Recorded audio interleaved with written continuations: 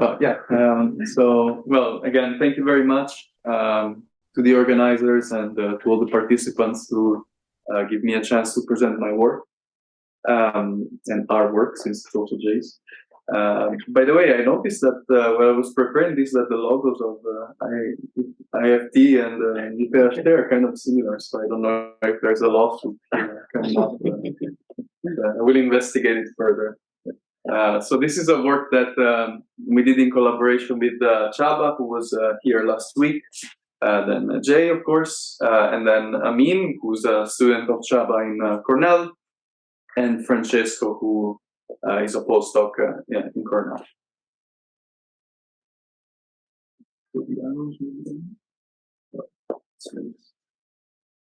So just to give you some general motivation to start out with, we know that we have a plethora of situations in particle physics and theoretical physics where spontaneously broken conformal sectors tend to arise. So this can come from some string theory models, but also more relevant for particle physics, there's composite Higgs models, then hidden conformal sectors, which are somewhat maybe related to what Michele was talking about yesterday, and then more recently a lot of models have been focusing on continuum naturalness. And the common feature of all of these setups is that since you have a spontaneously broken conformal theory, you expect a dilaton-like particle in your spectrum. And so what we want to study is some characteristics in particular of the low energy theory of this dilaton particle.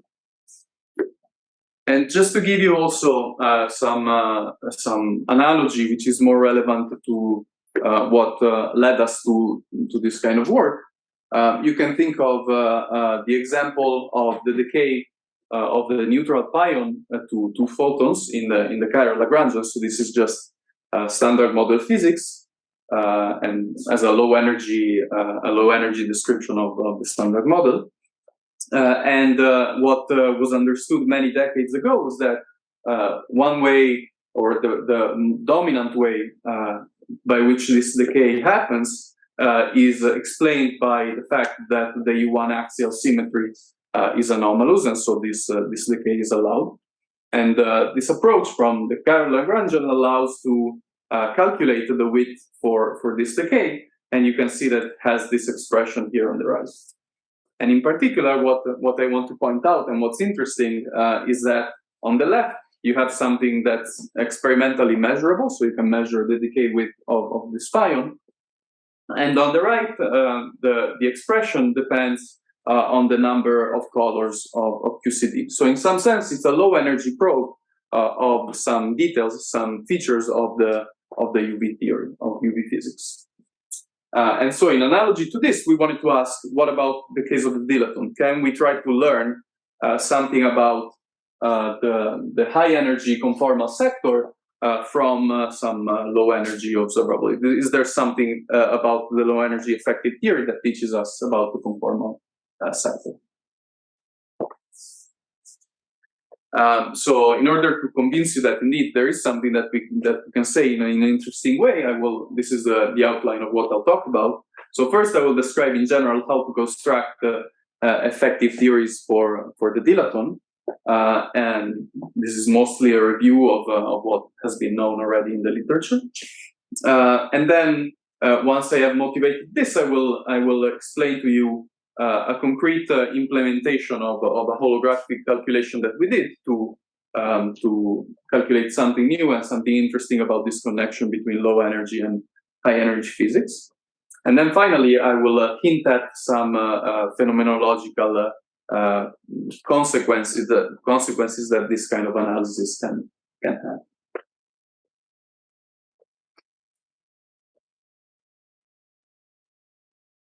So let me start out with the first part. In general, as I already said, the dilaton is the Goldstone boson of spontaneously broken conformal invariance, and because of the fact that it's a Goldstone boson, typically it's easy to write effective low energy actions for it. So the fact that it's a Goldstone boson constrains the type of low energy theory you can write. And in particular, for the Dilaton, the procedure is the following. So if you have some spacetime metric G, you can define this product, the G tilde, which is the if tau is the Dilaton, it's this combination of the metric G and an exponential factor of the Dilaton.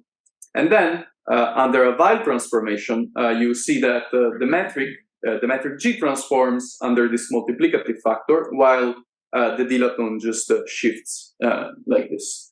So as a consequence, the combination G tilde essentially is invariant under a Weil transformation. And so this means that if you write an action which is diff invariant in G tilde, that is automatically also Weil invariant in general. Okay, so this is the technique to write essentially diff times Weil invariant actions that serve as low energy actions for the Dilaton. And the fact that you have this procedure also lends itself in a very natural way to a derivative expansion in the way you write your effective actions. Okay, so you can start writing the lowest order thing that you can think of in derivatives, and then you can build up from there. So in particular, the simplest thing you can do, of course, is just the Einstein-Hilbert action. Okay, so you start at the second order in derivatives, up to second order in derivatives with this modified, let's say, Ricci scalar R. So this is the familiar Einstein-Hilbert action. And then if you expand this out in terms of the Dilaton and use the equation of motion, you see that you obtain the low energy effective action for the Dilaton up to a second order in derivative, which, if you've seen, if you've studied these things before, you know that it's a very familiar expression. And in particular, you have this kinetic term for the Dilaton, which is also familiar for all kinds of Goldstone bosons. And specifically for the Dilaton, you also have this additional quartic term, which is allowed, especially because the Dilaton is the Goldstone boson of conformal invariance, but typically is not there for if you have some Goldstone boson of an internal symmetry, let's say.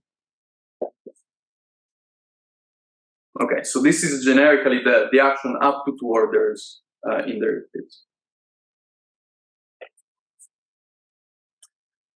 Now, well, the next thing you can do to build up from there is to keep going in the derivative expansion.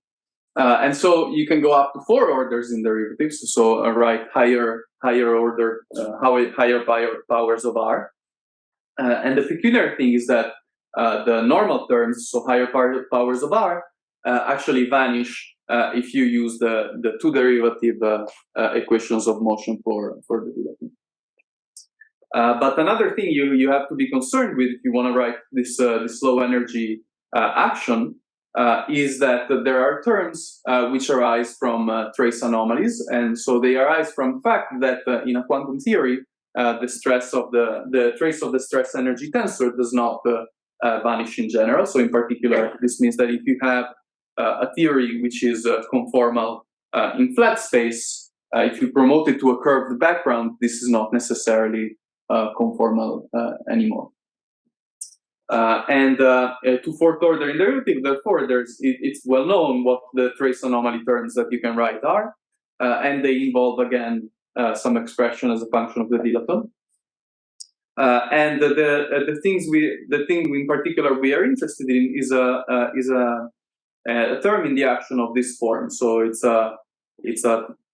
what's called an a-anomaly term, and it involves 4 derivatives of the Dilaton, and in particular, it's what's crucial to, and it has been studied extensively by Schumer and Komarkowski in the famous proof that they did of the a-Theorem. And it's also going to be the main focus of the work that we did and that I'm going to talk about. So just to remind you what the a-Theorem is and why we care about from the theoretical point of view, the original question that people asked in the context of conformal theories is whether, in a sense, the RG flow is invertible. Okay, so whether when you have a flow from a UV to an IR CFT, whether you can also invert that and have a flow from an IR to a UV CFT. And what Komargodski and Schwimmer showed is that the answer to that is no, and they showed precisely how you can do that. And they identified, in particular, this function A of mu, which is a function of scale, and is a monotonic function that interpolates between the UV CFT and the IR, and is defined along the entirety of the flow, also in the bulk of the RG flow. And this function has some very interesting properties. In particular, you can see that for mu going to infinity, it just equals this term A UV, which is the value it assumes in the UV CFT. And then if you take mu instead to 0, it takes the value that it would have in the IR CFT, so it's equal to this AIR. And then it interpolates between the two. And the proof of the a-Theorem comes from the fact that this integral is a positive definite term because it's the integral of a cross section. And the fact that it's an integral of a cross section comes from unitarity and the optical theorem. So this theorem strongly constrains the way that the theory that you have can flow from the UV to the IR. And effectively, it also gives a counting of the degrees of freedom that you have in this RG flow from a UV CFT to an IR CFT. And it tells you that essentially the effective number of degrees of freedom somehow decreases as you go from the UV to the IR. In the limit f that goes to infinity, this quantity goes to constant. F goes to infinity. What quantity? A mu, you mean? Or no, where f appears. F. Yeah. I mean, in the limit in which it goes to infinity, then this blows up. No, blows up. Well, maybe the cross section goes to 0. Yeah, I haven't thought about that. But at the end, you want to consider, when you consider the a-Theorem, you consider the CFTs that are not spontaneously broken at the end of the day. Yeah. So, of course, this should be, I suppose, the limit f which goes to infinity. Well, but I mean, you can. So, in reality, the way that Komargodski and Schwimmer study this is by interpreting essentially the RG flow as due to a spontaneously broken CFT, right? So they parameterize the way that conformal invariance is broken along the flow as due to some I'm not Dilaton, sure. Right? I think they use the Dilaton in the same way that the Toft used the extra fermions to make the proof, but then you want to decouple them. Okay, anyway. Yeah, but I mean, there is a specific way in which you can identify the contributions from the Dilaton and the contributions from the CFT, right? So, but I mean, so it shouldn't be worried. I think that there is a finite path here. Okay. I think there is the 1 over f to the 4 and the sigma probably. Yeah. Does it affect this point? What is that? Actually, you can think about it as like the scale of this at which the symmetry is broken by this Dilaton. Essentially, sigma is the cross section for 2-to-2 Dilaton scattering. Okay, so you have this Dilaton that's responsible for the breaking and arises in your low energy theory, and when you scatter 2 Dilatons against each other, then you get this cross section, which is physical, and it's the reason why this whole integral is positive. So, okay, now that I talked in general about how to write the effective theories for the Dilaton, let me give you a concrete holographic implementation of a simple case, which is what we want to study. So, in order to see whether we can get some interesting information about the CFTs, we can exactly do what I said. So a concrete example of a situation in which we can use the ADS-CFT correspondence to have a calculable example of what the low energy theory for the dilaton is. And in particular, the simplest example that you can have for a theory with spontaneously broken conformal invariance is the Randall-Sundrum model. So this allows you to turn a complicated 4D strongly coupled problem into a 5D perturbative one. And the procedure that we implement is to have this theory in 5D with some KK gravitons, which we integrate out at 3 level to obtain the low energy theory for the dilaton. And so what the radion is in the 5D picture gets identified with the dilaton through ADS-CFT. And in particular, what we do and what we think also has not been maybe appreciated enough in the literature so far is the fact that we can work in all orders in field fluctuations thanks to this derivative expansion in the low energy theory that I pointed out before. So just to give you a general idea of what the theory looks like, we have the full action that we consider is made up of a bulk contribution. Then there are contributions on the brain, which are necessary, of course, to support the geometry. And then we also implement a simple model of matter, which is completely localized on the IR brain to study the interactions between this brain localized matter and the dilaton. And the metric ansatz that we make that allows us to study the problem and identify the dilaton degree of freedom is of this form. So essentially, it's just the background ADS metric plus some fluctuations on top of it. We have the scalar fluctuation as a factor here, and then we have the tensor fluctuations in this component here, which give rise to the KK modes that we need to integrate out. And to give you a picture of what the setup we consider looks like, so it's essentially a slice of ADS space. So we have a UV and an IR brain with bulk cosmological constants. So the action in the bulk is very simple. We don't have anything but just a constant potential term. And then we put this matter localized on the IR brain, like I was saying. That allows us to see what happens, how the dilaton and this IR localized matter fields interact. So this will be very familiar to you if you're familiar with the Randall-Sundrum model. So it's the simplest picture that we can make to study spontaneously broken conformal invariance.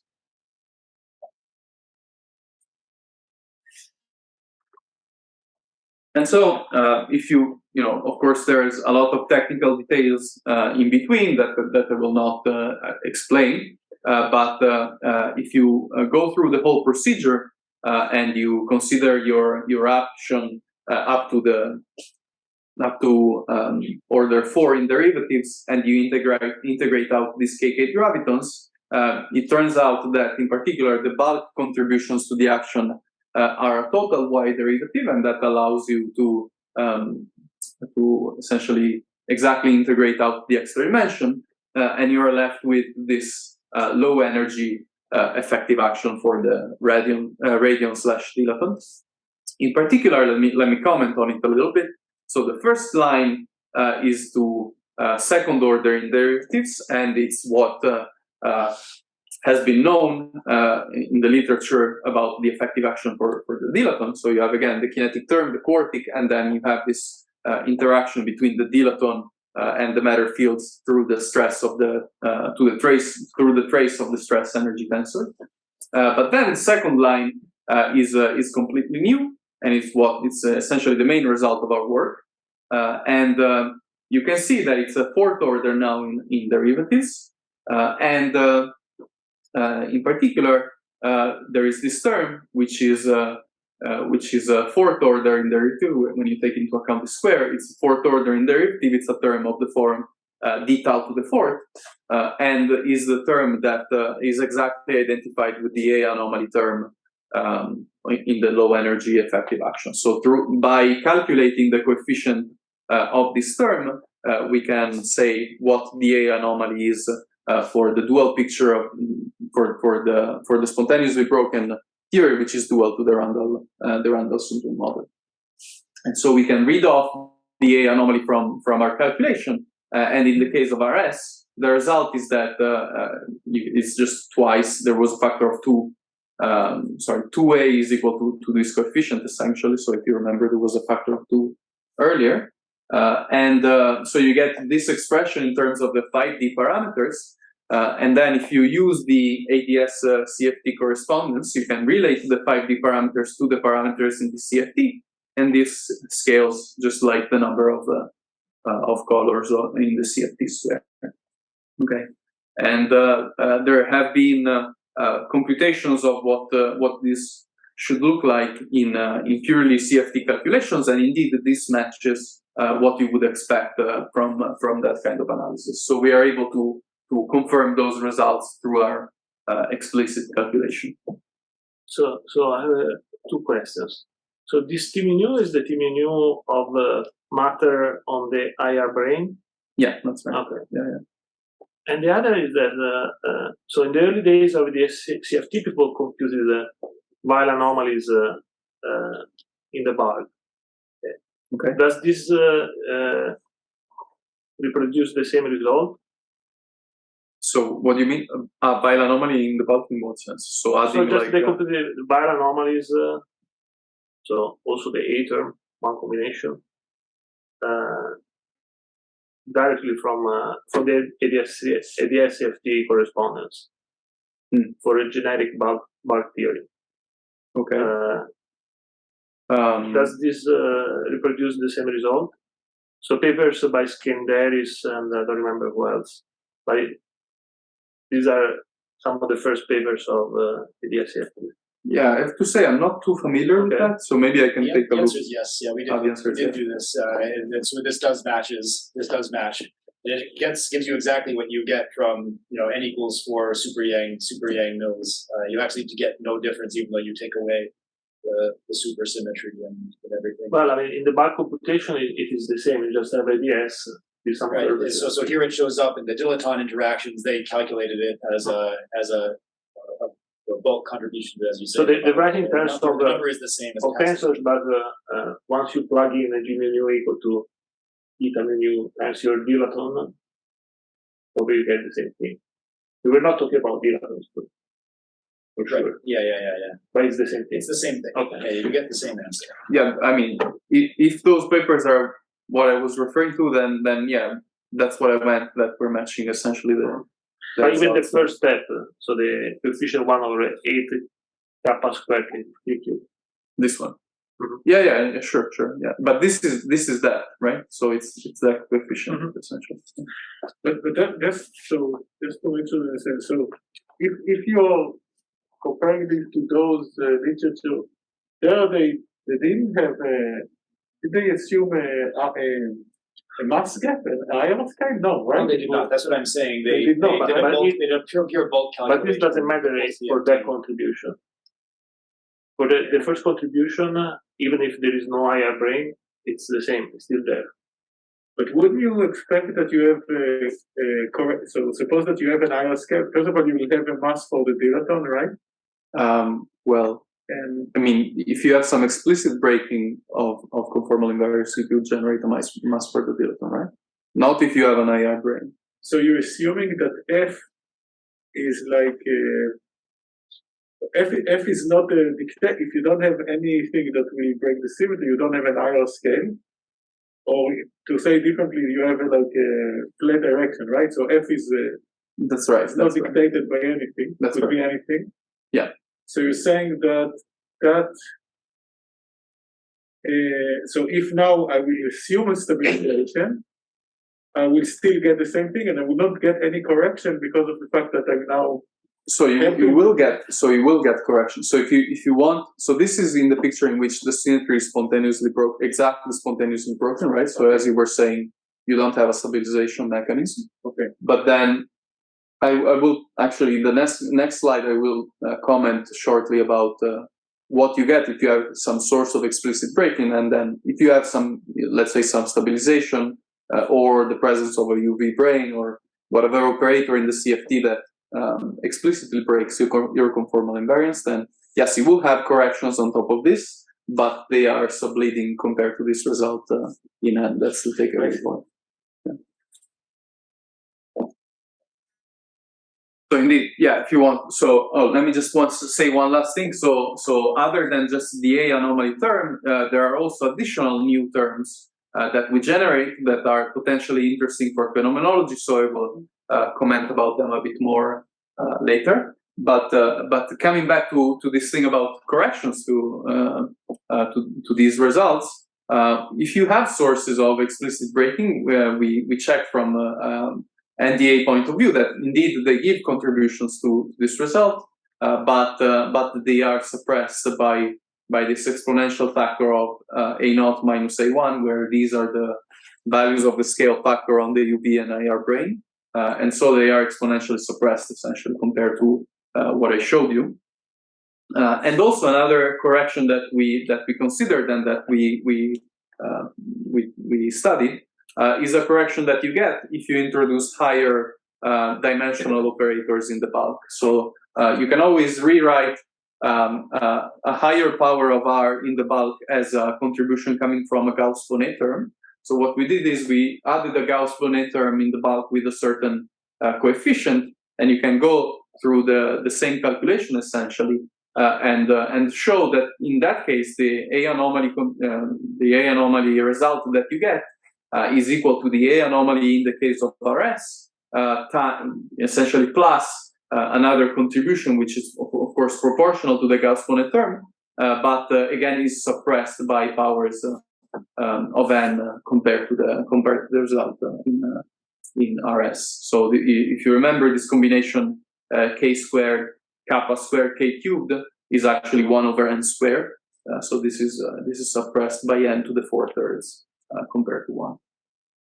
Okay, but so a0 minus a1 is exponent of that is the full hierarchy. It's what gives you the full hierarchy? So in reality, what we do to not have at all any source even of explicit breaking, we send the UV brane to the EDS boundary.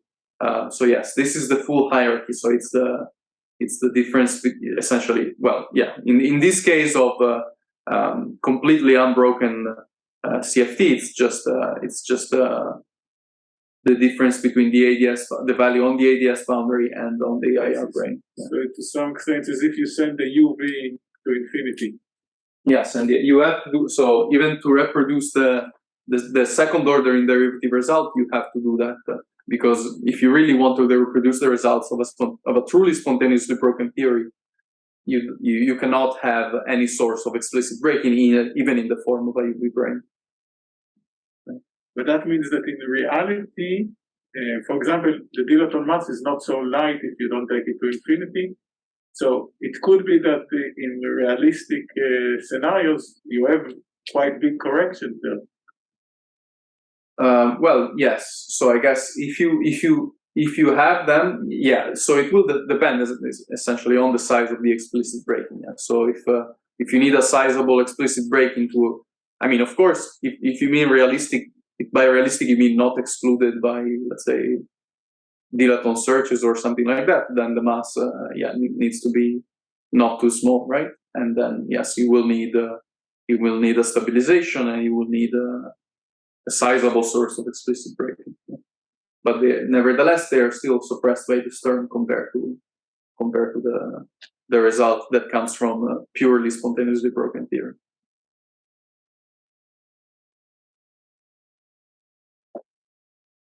You just need to calculate it in your favorite model. So this is just the most basic thing. Whatever you add will be on top of this.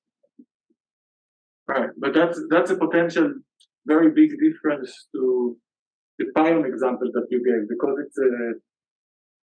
it's a PGP of of actually axial symmetry. You really control it, and here it's probably much harder. claim that it will be robust, I think.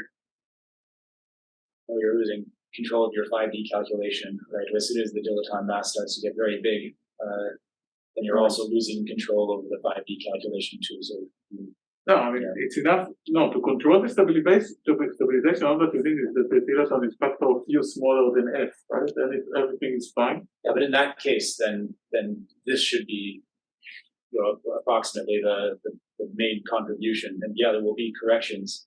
There'll be subleading in the ratio. Yeah, so it's like there'll be back reaction contributions from your stabilization mechanism that are the analog of the CU, the A0 minus A1, but in a model that actually has a stabilizing scalar. Another way to think about this exponential factor, by the way, is also to think about it as a ratio of f over n, where n is some scale where the explicit breaking occurs, right? But if you look at the Lagrangian, you add a mass term to the dilaton, which is just factor of u smaller than f, yes? So already at the most important, the first line, you add a term there which is not negligible. Right? In your previous, well, for axion or the pion, you're not. Yeah, you mean the first line here? Yes, already the first line you add a term which is as important almost, just smaller by factor of u compared to f. So there will be m squared. Well, tau here is e to the the but phi over f. Like literally a mass term to a to the log of tau. Yeah. It's as if you have a log square tau added to this.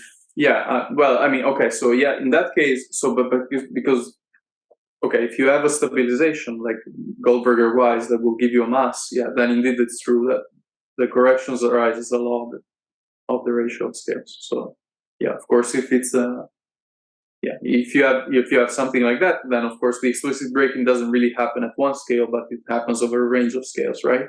And then you have a correction which is more sizable compared to yeah. So that's one way to think about it. Okay, so now let me.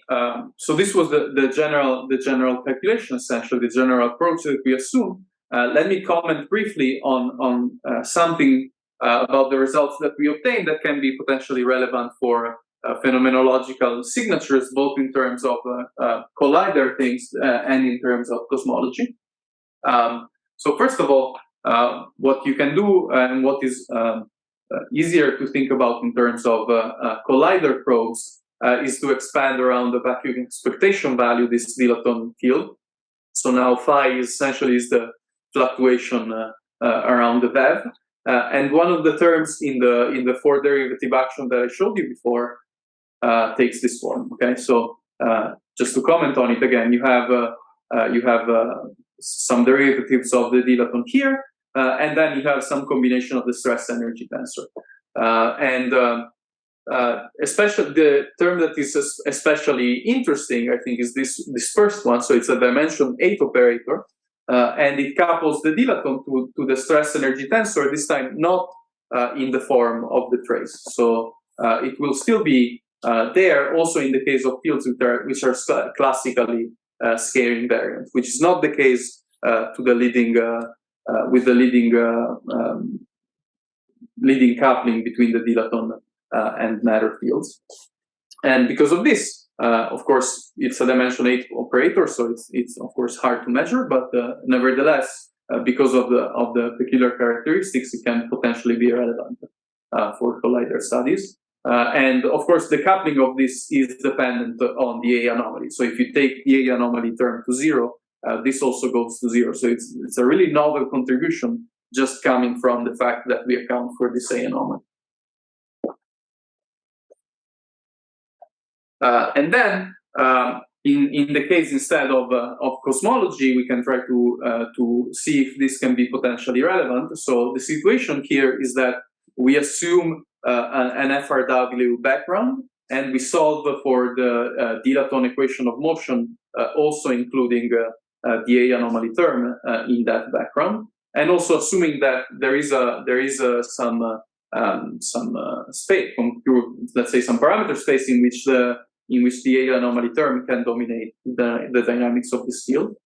And you can compare the result with the a-anomaly term taken to zero, in which you evolve very quickly from the initial value of the Dilaton field, and then you go straight away in a finite time, essentially, to a value of zero for the Dilaton.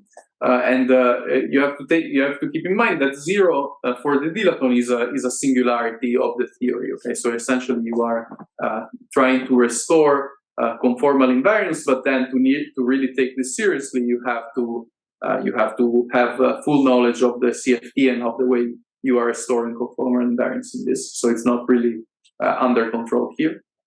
On the other hand, if you add the contribution of the a-anomaly, you see that this behavior is smoothed out, and in particular, the Dilaton goes to zero exponentially, so or asymptotically rather, and the behavior is much softer. So potentially you can have a softer exit to the cosmology if you are really able to implement this in a more realistic model than what we are doing here.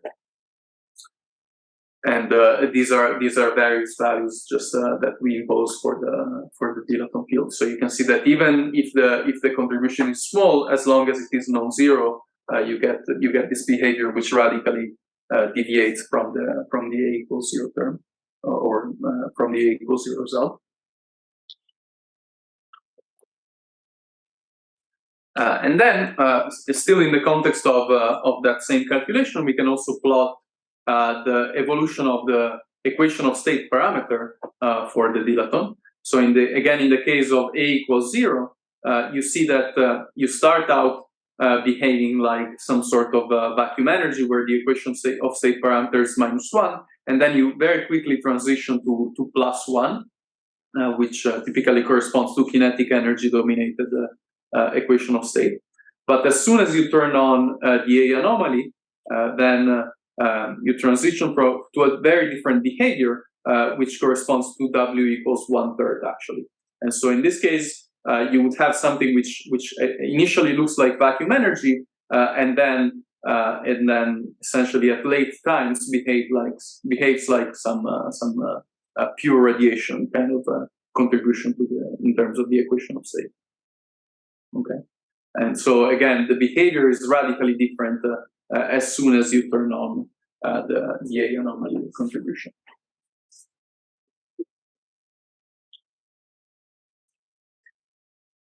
So okay, just I said what I wanted to say. Let me just conclude and give you just a couple of hints of what might be still ahead of us.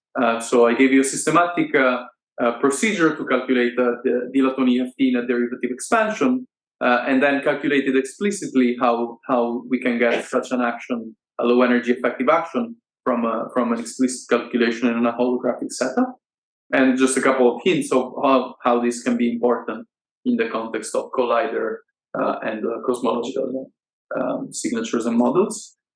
So of course, the phenomenology part is not at all complete, and it would need a more detailed study if we want to progress further in this sense. And another direction we might go towards in the future is to study other geometries that behave like a dual of spontaneously broken scale invariance. In particular, something we also thought about for a while was this soft wall model, which is a different implementation compared to RS of spontaneously broken scale invariance. And then in that case, you have a scalar actually in the bulk, but the potential for the scalar is flat, and you can show that indeed in that case also conformal symmetry is spontaneously broken. So it would be very interesting to perform this kind of approach in that case and see how the result differs from the one we got in RS. And that's all. Thank you. You, Gabriele, for being on time. And, any questions? Please, Dilaton. Yeah, I want just to comment. So I told this Jay like 2 weeks ago that accidentally if you add one more level of speculative, I can tell you about phenomenology, which is very cool. If you ever manage to make this dilaton very, very light and dark matter, so that's a lot. Okay. But let's suppose that it is like that. Then these two derivative terms that you found, that you identified, they will induce something that atomic physicists, that people are doing quantum science, they are looking for it for many, many years, because if you replace thin nu by matter, this would give apparent violation of Galilean symmetry, Lorentz symmetry. And there are many searches for effect like that, and they are using either excuses from string theory or from some very effective ansatz, I would say. They call it effective theory, but it's not. There's a paper which has probably 1,000 citations by Dostorensky, which is called the Standard Model Effective Format, which is not effective theory because there's no power counting. Here you do have power counting. Yeah. And that would be interesting to compare this now to searches of dilaton dark matter, because this is a completely different sector. How light? This makes connection between these two. How light? Well, it needs to be sub-EV because you want this to be classical in the background. So it's only. So the reason why it applies only if it's dark matter is because those searches are targeted towards dark matter and like dark matter. The background. Okay, you need phi to be a background field where the derivatives are non-zero. Okay. And it needs light to be light enough so that it behaves like a background. Exactly. So we have a work in progress. I told Jay this. I didn't know that it's you that is working on it. We just showed that you can get to this term by integrating, say, KK graviton in generic theories. Yeah. But this is much nicer because you get to this from a symmetry or from anomaly kind of consideration. Yeah. Okay, well, thanks for letting me know that. That definitely sounds interesting. So for phenomenology, you are able to identify this term, but at the same order there is many others which are model dependent. So what do you do with those? But those don't necessarily. I mean, again, as you say, so it depends essentially on what you will do. But these are there for sure, right? So they are dictated by symmetry. So I mean, it's unclear to us that you will have those terms coming from other sources, right? Because you know that you cannot do whatever you want when you couple the dilaton to the matter field, right? So there's a very specific way that you can couple, right? And the only terms that arise from this kind of analysis are of this form. So I think it's not already at the level of the pure dilaton effective action. There is a higher order terms which are of the same order of the one of the anomaly. You mean so the ones that are like the other ones? Important or not? You mean like these? Like for example, this term here? No, not those. So the ones that, for example. Sorry. No. Now I understand. Yes. So of course. So. So you have to make probably sure. There is also coming to matter, which is model dependent. Yes.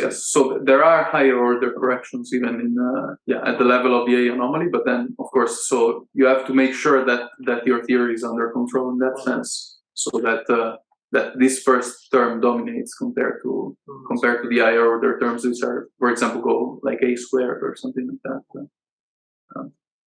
So the dashed lines in the plots actually indicated where we don't really trust, this because the other higher dimensional operators are becoming important at that point. Probably. Yes. So in the cosmology plot, indeed, yes. So you can estimate the size by just NDA, right? And so you know exactly what it'll be. It'll just have the same n squared counting. The paper we put the power counting for all of the higher derivative terms, if not the exact coefficients numerically, but the counting in the kappa squared k cubed extension.